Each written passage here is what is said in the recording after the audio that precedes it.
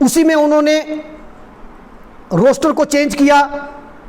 और रीऑर्गेनाइज किया, और अलग अलग, जैसे आरबीए पहले 20% थी, फिर 10%, इस तरीके से डिफरेंट डिफरेंट कैटेगरीज को रिजर्वेशन दी, और पहाड़ियों को 4% वहां रिजर्वेशन दी गई। जब वो एक्ट नोटिफिकेशन आया, उस नोटिफिकेशन में कहीं भी ये नहीं लिखा था कि पहाड़ियों के लिए इनकम बार होनी चाहिए, पहाड़ियों के लिए कोई मिनिमम इनकम होनी चाहिए कि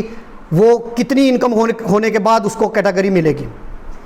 और उस नोटिफिकेशन में क्लियर कट ये लिखा गया था कि जो पहाड़ी कौन है, जो पहाड़ी जुबान बोलने वाला है,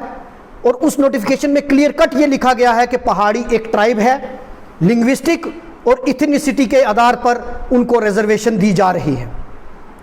और हमारा जो केस है, जैसा कि आप मीडिया हजरात जानते हैं कि अलग अलग गवर्नमेंट्स ने और सेंट्रल गवर्नमेंट को रिकमेंड किया हुआ है, और सेंट्रल गवर्नमेंट एक्टिव कंसिडरेशन है एसटी स्टेटस के लिए, लेकिन जब तक कि एसटी स्टेटस पहाड़ियों को मिलता, एक गवर्नमेंट, जम्मू कश्मीर की गवर्नमेंट ने उनको 4% रिजर्वेशन दी थी। मैं आपके नोटिस में ये बताना चाहूँगा कि उस एक्ट में कहीं भी इनकम स्लैब नहीं था कि 8 लाख की इनकम जिसकी होगी,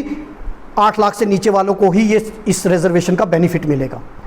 ये मैं समझता हूं